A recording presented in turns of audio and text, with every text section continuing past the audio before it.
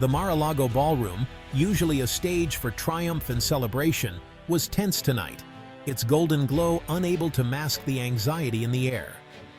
Trump gripped the podium tightly, his trademark confidence replaced by a brittle, almost desperate energy that seemed to radiate through the room. His eyes darted nervously from face to face, scanning the crowd as if expecting bad news to break at any moment, searching for reassurance that never came. This wasn't just another rally. It felt more like a desperate defense, a last stand in a place that once felt invincible. Whispers of a failed gold deal with Switzerland had grown too loud to ignore, echoing through the corridors and fueling rumors among even his closest allies. The story was no longer about political rivals or campaign strategy, but about a looming financial disaster that threatened to engulf everything he had built. Trump, once the master of the deal and the architect of his own legend, now seemed trapped by the very tactics that had made him famous. The Swiss, precise and unswayed by bluster or bravado, held the upper hand, their calm demeanor a stark contrast to the chaos unfolding in Florida. Under the glittering chandeliers, Trump tried to project strength, forcing a smile for the cameras, but the cracks in his image were showing for all to see. The threat from Zurich was real and growing, and the escape routes that once seemed plentiful were vanishing one by one, closing in like a tightening net. The question wasn't if the trap would snap shut, but when, and who else, among his inner circle and business partners, would be caught inside when it did. Tonight, the gilded cage felt smaller than ever, its opulence now a reminder of just how confining power can become when the walls start closing in. The Swiss gold threat began quietly, with a handshake in Geneva. In Trump's final months, his team pushed for the return of U.S. gold from Swiss vaults, using threats of sanctions as leverage. The plan: bring the gold home, back a new digital dollar, and claim a legacy-defining victory. The Swiss reluctantly agreed, but with strict conditions and penalty clauses. The deal was risky, hinging on Trump staying in power to control the narrative. When he lost, the fragile agreement was left in limbo. The Swiss, masters of long-term strategy, had set a trap in the fine print. The gold deal became a high-stakes chess game, with the next moves to be played years later. The board was set, and the threat was born. The Swiss gold threat is a financial time bomb, quietly ticking beneath the surface of global markets. It's a scenario that most people have never heard of, but its impact could be felt worldwide if triggered.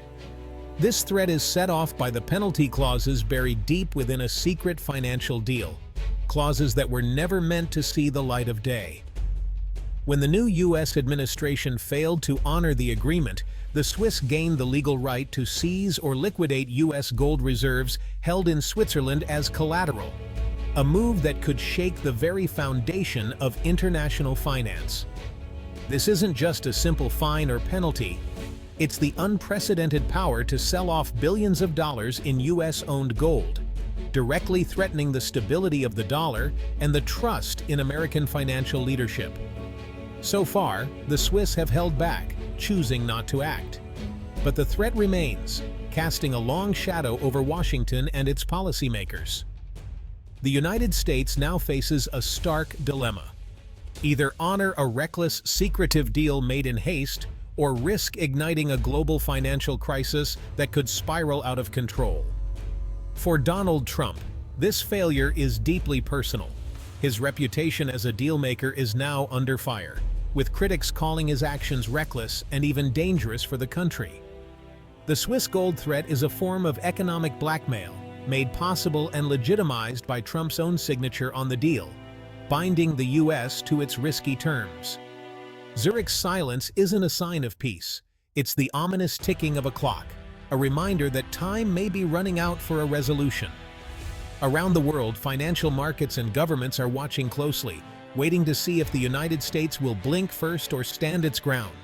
The threat is very real, and if it's triggered, the consequences could be catastrophic, potentially sparking a financial panic and a collapse in confidence.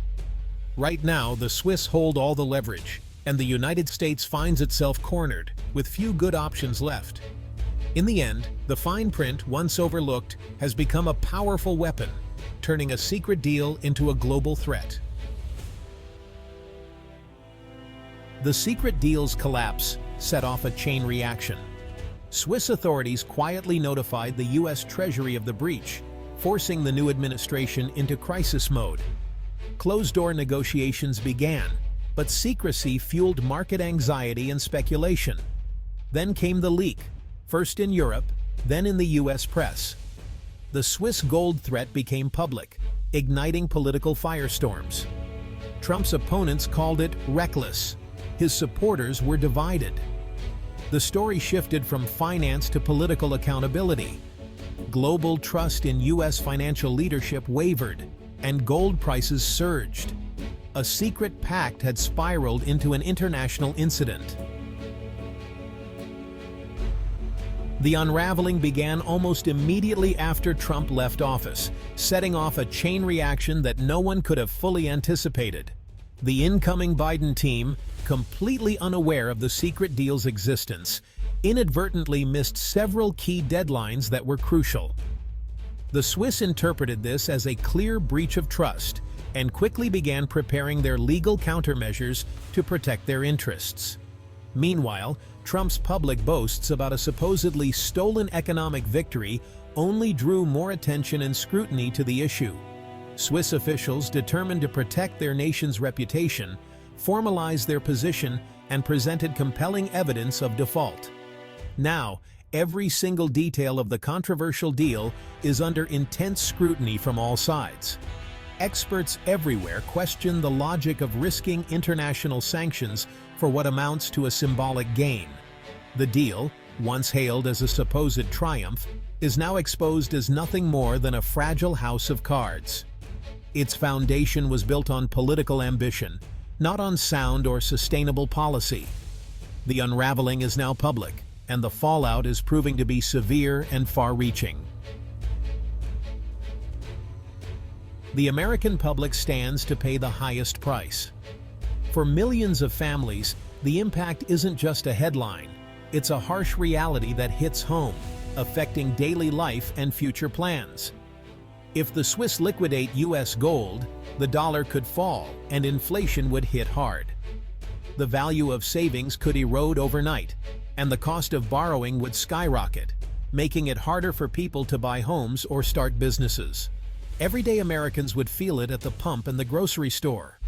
Essentials like food, gas, and medicine could become more expensive, stretching household budgets to the breaking point. The current administration faces a no-win scenario: negotiate and be accused of capitulation, or refuse and risk economic chaos. Every decision is scrutinized, and the stakes couldn't be higher for both the country and its leaders. Trump's reputation as a deal-maker is in tatters, replaced by accusations of recklessness. Critics argue that his approach has backfired, leaving the nation more vulnerable than ever before. Legal investigations into his authority and the secret deal are almost certain.